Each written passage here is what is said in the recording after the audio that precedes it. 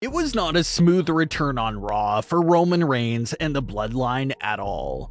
The March 20th edition of Raw marked the first time that Roman Reigns had appeared on Raw in quite a long time, and it truly was very eventful. The show kicked off by Kevin Owens and Sami Zayn making their first appearance since they reunited. They talked things through, cleared the air on their small remaining issues, and they turned their attention to the Wrestlemania sign, hinting at the idea of coming after the Usos and the undisputed tag team titles. So out comes the Usos to address the challenge from Sami Zayn and Kevin Owens. At first, the Usos seem very dismissive of the challenge from Kevin Owens and Sami Zayn, especially Jimmy Uso. Jimmy didn't think they deserved the title shot and was ready to fully turn them down. But it was Jey Uso who kinda had a change of heart and was looking at the challenge from another perspective. Jey said that this was the perfect way to get rid of the Bloodline's Kevin Owens and Sami Zayn issue once and for all. So Jey turns around and fully accepts the challenge from Kevin Owens and Sami Zayn. And from that moment on, it was official. It'll be Sami Zayn and Kevin Owens versus the Usos at Wrestlemania for the undisputed tag team titles. Brothers versus brothers. So this segment was a big deal because it obviously made that big tag team match official. But there was another element in the segment that will affect the Bloodline's overall story. And that element is that Jey Uso fully called the shots and made the decision to accept Kevin and Sami's challenge all on his own. As we know, Bloodline operations don't usually run in that fashion. The way the Bloodline usually makes decisions is by all of the members taking the matters and situations to Roman Reigns, and for him to solely call the shots on their moves. So once again, maybe it's intentional, maybe it's not intentional, but Jey Uso just basically disrespected Roman Reigns in the biggest way right there, by making the decision right on the spot on his own without consulting Roman Reigns at all. So that's the first big strike for Jey Uso since he made his return to the Bloodline. We then see a backstage segment between Roman Reigns and the Bloodline members. The first sign of tension in this segment comes from Jimmy Uso to Roman Reigns. For the first time in a very long time, Jimmy Uso was very snappy and had an attitude towards Roman Reigns.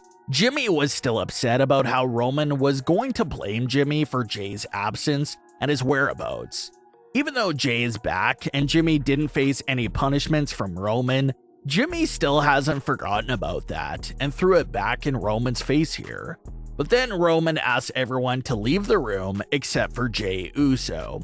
And this was the big moment that we've been looking forward to for a long time now as well.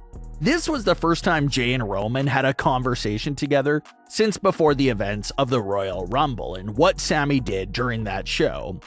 They did quickly interact with each other in a hostile way at Elimination Chamber, but this was really the first time that they had a civilized conversation since before Jey's walkout.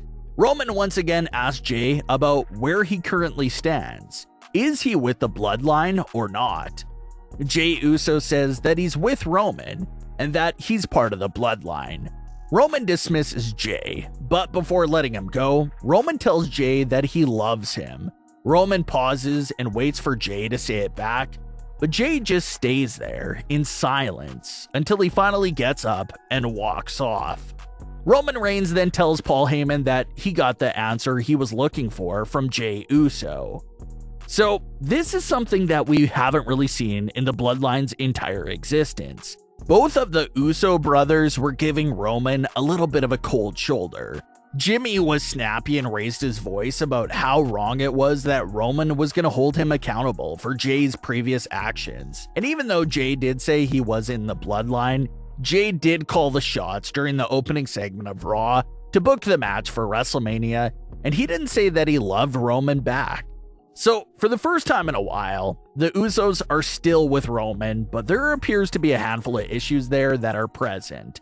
But Roman then makes a request for the Usos to go eat, go on the private jet, and take the rest of the night off. but he requests for Solo Sikoa to stay behind and come out with him later on in the night for the main event segment. Now again, knowing the gaslighting, manipulative machine that Roman Reigns is, it's really hard to look into his true intentions of giving the Usos the rest of the night off. Maybe Roman knew that the Usos weren't really completely cool at the moment, and they both had some conflicts going on with him. So that was his way of maybe trying to show them that he wasn't holding any grudges, and was trying to make things right with them again. Or maybe Roman still doesn't trust them and is keeping a close eye on them. He just gave them the rest of the night off and food as maybe a way to cool them down and make them think everything is okay, but in reality, he's still very suspicious of them. That's highly possible as well.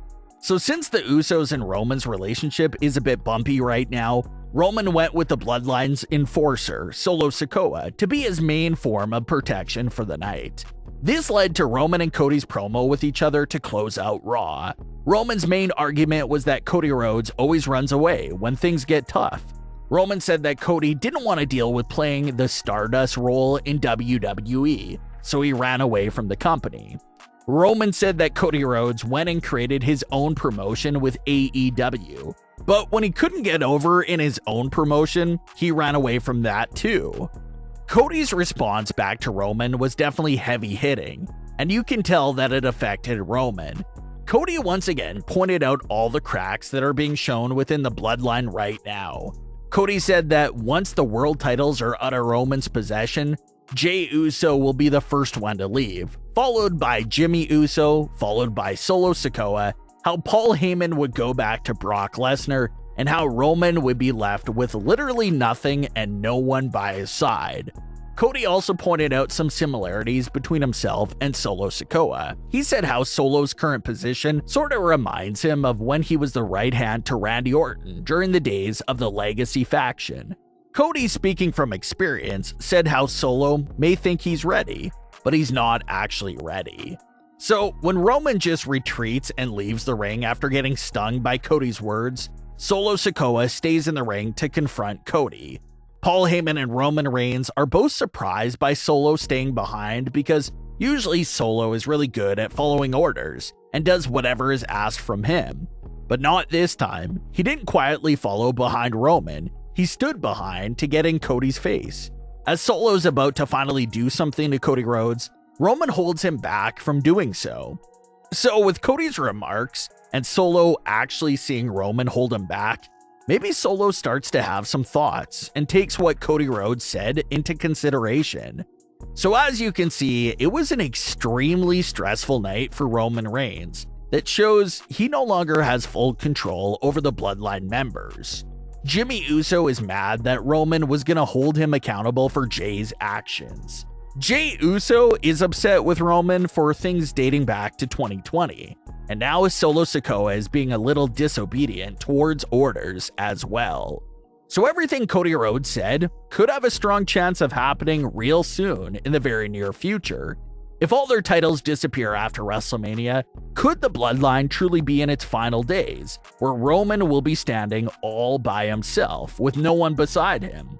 What are your thoughts on everything that happened in the Bloodline story? Leave your comments below. Don't forget to subscribe with all notifications on, and leave a like if you enjoyed. Thanks for watching, guys.